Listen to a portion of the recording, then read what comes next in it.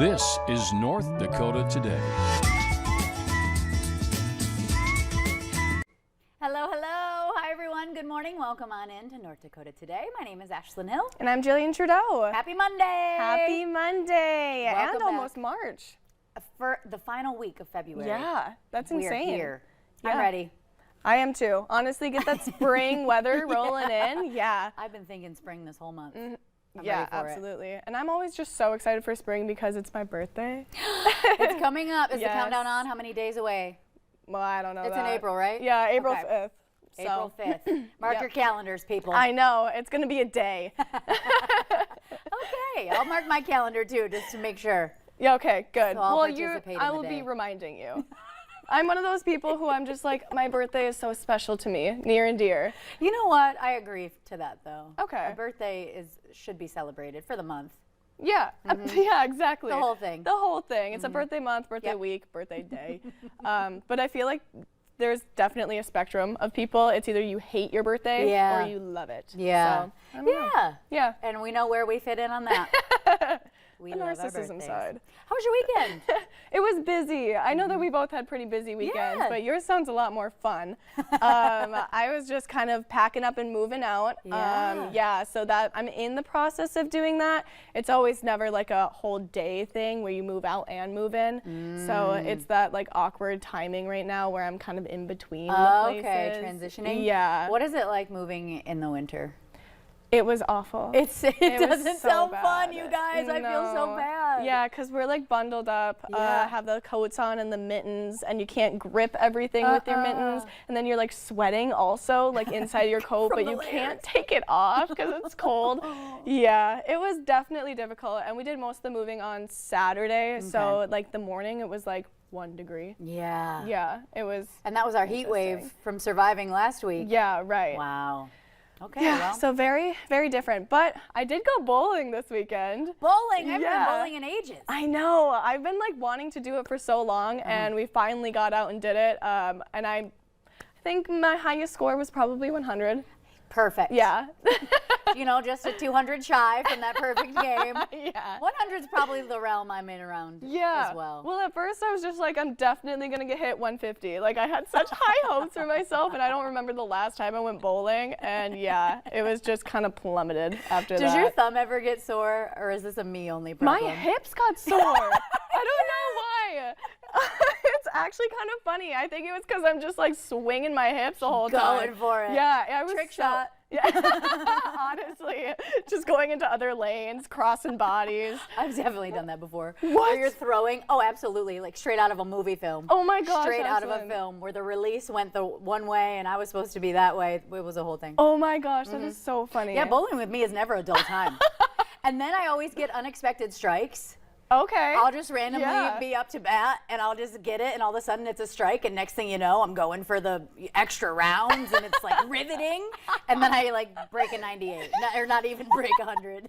That's so funny because yeah, I would get some like random really good like spares and then Yeah. like I got I think 2 strikes and I was just like so pumped up. I'm like, I'm good. I'm good. And then it goes right back down like gutter ball after that. Been there. It's incredible too because I went with Evan, my boyfriend, and his friend, and they were good at bowling. Like Evan's been on a league in like middle school, elementary. Oh, so do they do the like, spin? Not really. Oh, I don't. okay. He didn't have like that much spin on Right. it. The people next to us did definitely. Yeah, I yeah. always look at other people's throws Absolutely, and everything. absolutely. Yeah, but like he got like 4 strikes in a row and stuff like that, and I'm just like, Doing our best. yeah, Well, whatever, as long as you're having fun. yeah. I was good to go out and bowl. Anyway, what's No, that sounds great. Yeah. No, I'm like, I want to go bowling. I need to schedule that back in. It's fun, yeah. It is fun for all ages. The whole Yeah. family can go. It's a great time. For sure. I spent Saturday night basically being Jordan's hype woman. It was a night at the Oscars with the FM Symphony Orchestra at the beautiful Fargo Theater. I got to Cute. hang out. Jordan was the host of the evening. He was hilarious, you guys. We know he's a funny guy, but now so does everybody else. And that's all everyone kept saying afterward too. Like, wow, Jordan, what a funny side to see of you.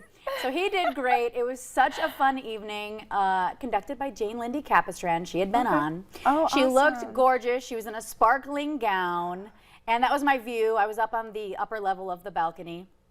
And the opening intro organist, his name is Dylan Swanson. I know him as well, so I sat with him when I got in.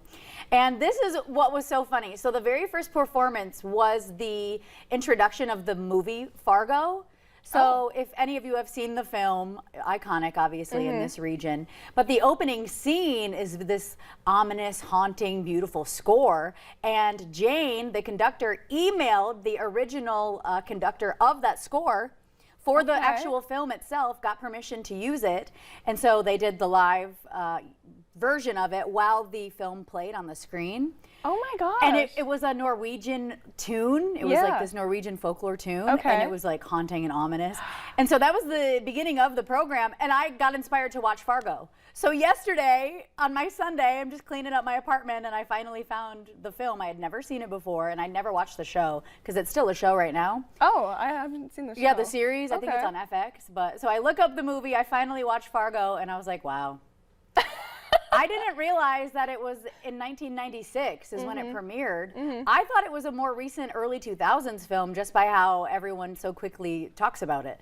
Oh, yeah. Even moving here, I was telling people in Michigan and Nebraska, like I'm moving to Fargo. They're like, have you seen the movie? So I felt like it was something that was more recent. I think it's just like a staple, like an iconic little thing that happened, especially like calling out like a Midwestern town. And it sure did. It was so funny in the opening scene, the main character's driving and it's just like blizzard rural. The snow is blowing and I was like, yeah, this is exactly what it's like in Fargo. The accents are absolutely crazy. Yes, the accents were very over exaggerated and just the niceness. Didn't say it, everything was that much more exaggerated. Let me squeeze by you here. But I could see, the inspiration. There was definitely some parallels to real life. Oh yeah. But it was funny, so I finally got to see it and I felt inspired after that performance. So nice work to the conductor Jane. That's awesome. That's such a casual watch on Sunday while you're cleaning. I've got to see this. No spoiler alerts, but like the wood trimmer. Oh my gosh. Yeah, the wood chipper. Chipper. Yeah, this was a much more gruesome film than I anticipated. So for those of you wondering, I'm sure most of you saw it. Oh, this is also what I was going to say. So when the film premiered, Fargo Theater got early rights to the release of it. So at the Fargo Theater, they had 2 sold out nights, but it was free because they had the rights to the film early, so they didn't have to charge people. And so it premiered early here for 2 nights before it hit other multiplex theaters. I didn't know that. That is so cool. Yeah, the folks right here in the region got a first-hand look at the movie Fargo. I learned so much at this night at the Oscars. That is awesome. I did not know that at all. But also, I've never seen the series. Now I really want to watch the series. Yeah, I'm a little inspired to start that as well. Yeah, I wonder if that's like, it has to follow the same plot line, but like, I wonder if it's just as gruesome or if it's a little bit like. Yeah, I don't know what that one's about. The joke I kept making was, why is this called Fargo? It all takes place in Brainerd. I was like, Brainerd's just not a catchy enough of a name? What happened here? We want to spruce up Fargo here. There was one scene in Fargo. It was the opening scene and everything else was in Minnesota, in the Twin Cities and in Brainerd. Yeah. And I wanted to go, is that Paul Bunyan statue real, by the way, everybody? Yes, yeah. Okay. It's in Bemidji. I now want to go see it because the folklore about the state of Michigan is that Paul Bunyan's mitten is what formed the shape of Michigan. Really? Yeah, so I was like, Paul Bunyan, what are you doing here? I thought you were from Michigan, homeboy. I had no idea. Homeboy. That's like, funny. Paul Bunyan, my homie, I know you. You'll have to go to Bemidji for sure because there's some stuff to do there. My brother actually went to school there and he lives there. But yeah, the statues are huge. Yeah, Paul Bunyan and Babe. So yeah, the ox, the blue. Yeah, there's a statue of her too. I'm learning so much, all the culture here.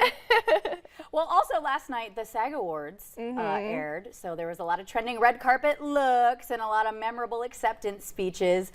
Me personally, on my timeline, I kept seeing Jennifer Coolidge pop up. Oh my gosh. I'm very obsessed with her at the moment, as is all of pop culture. But we will have a closer look coming up at that in our Eye on Entertainment. We do have to jump out of this though. Coming up, we have your CBD store joining us with their latest products. And I'm excited for this one, you guys. We're taking a look at a McDonald's romance. Yeah, you heard that right. Up first though, we'll dig into our local steals and deals.